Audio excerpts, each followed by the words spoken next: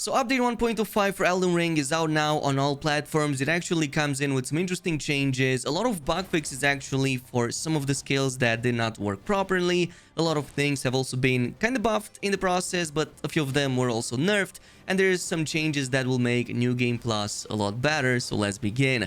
Of course, starting with the fact that the Twin Maiden Husk will have the bell bearing from the Hunter mini-bosses that you can only find at night, carrying over a New Game Plus playthroughs. So this means the Bone Petal bell bearing, the Meat Peddler bell bearing, and pretty much all of the other similar bell bearings will also carry over to the New Game Plus. They've also added emphasis to the choices of the Sacred Flask and several other options that can be strengthened in the Grace menu, so now they are a bit more visually easier to see. And yeah, the new menu looks something like this. And also, speaking of changes to the menus, now if you quit the game, there is a new option to go straight to the desktop instead of going to the main menu and quitting over there as it was up until this point. But with that out of the way, let's begin with some of the more major bug fixes we had in 1.05, beginning with a big exploit that would literally give any weapon multiple Ashes of War and effects at the same time. This was a big exploit over the past week. You could pretty much pull it off in the equipment menu during the use of a skill.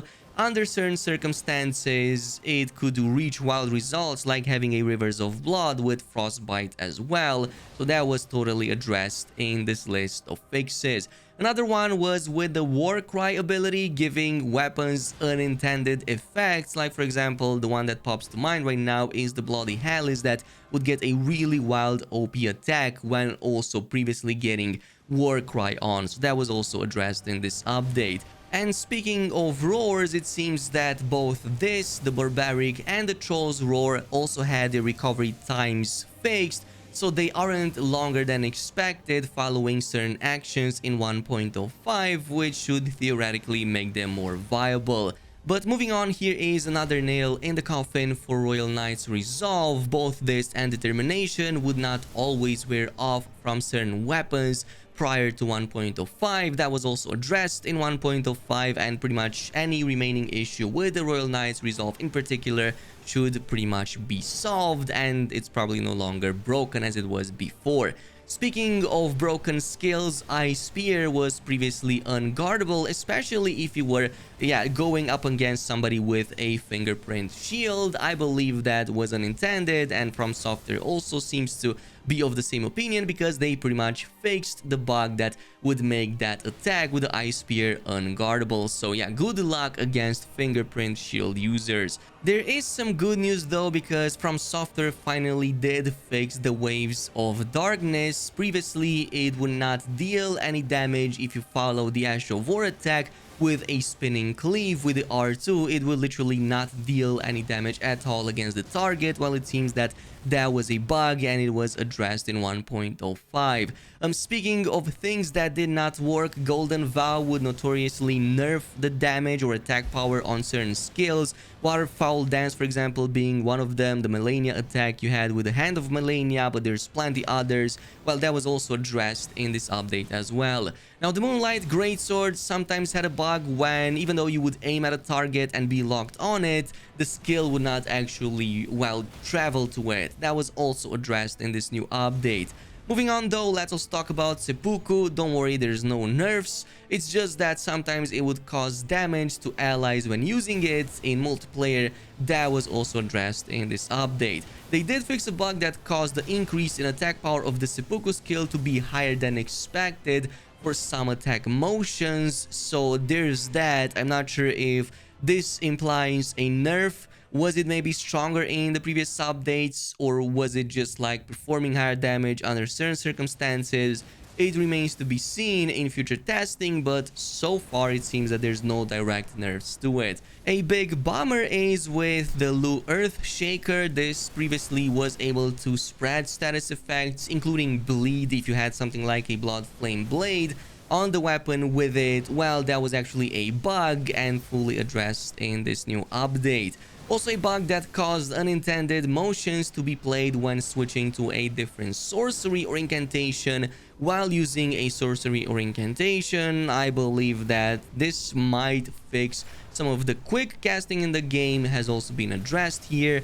Kinda have to go over everything pretty much. There have been a lot of skills that benefit from switching around between them and kind of canceling animations. I kind of hope that some of the bigger ones were left untouched. But moving on, the Scorch Greatsword just became a little bit better. Previously, if you dual wielded that and used the Claw Talisman, you would not get the jumping attack bonus from the Claw Talisman with it dual equipped. Well, it seems that that was also fixed with the recent update. They've also fixed another update with the mana consumption of Magma Shot and Roiling Magma while riding a horse. For some reason, it would cost slightly more when riding the horse and using these skills. So yeah, we also have a fix for that. Another one was for the power of two-handed attacks, with the exception of jumping attacks of the Golem Halberd.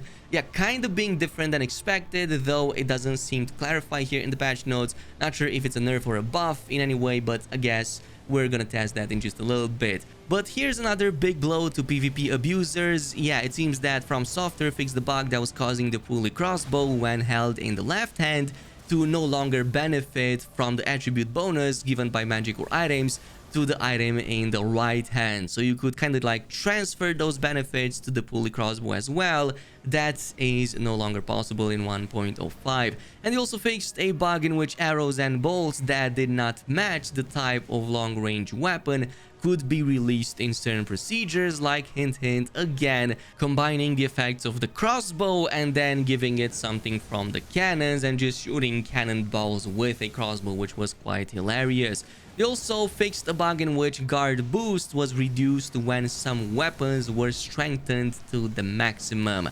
Moving on, we have a fix in which the attribute of weapons could be changed while the inventory had reached its maximum capacity, and the Ashes of War could no longer be changed. But let's also talk about another pretty big one for Melania. Actually, there was a bug in which she would reach very low HP under certain circumstances. I believe that this is the one in which she would pretty much be to 0 HP but would no longer die. I think that's what this bug fix is referring to, but totally let me know down below if it refers to a different one.